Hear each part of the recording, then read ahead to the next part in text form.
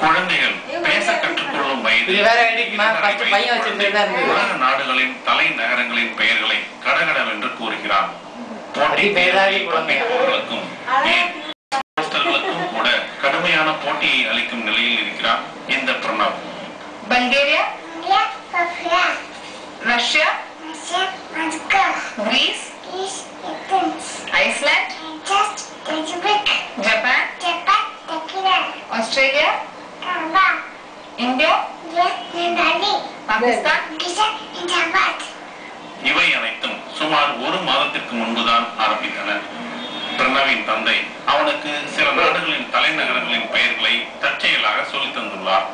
அவன் எங்களை டெய்லி அப்பா கண்ட்ரி கேபிட்டல் கேளு அப்படின்னு சொல்லி டெய்லி ஏதாச்சும் கேட்க வச்சு ஸோ கொஞ்சம் கொஞ்சமா அப்படியே ஆடாகி இப்போ மோர் தென் 100 ஆயிடுச்சு.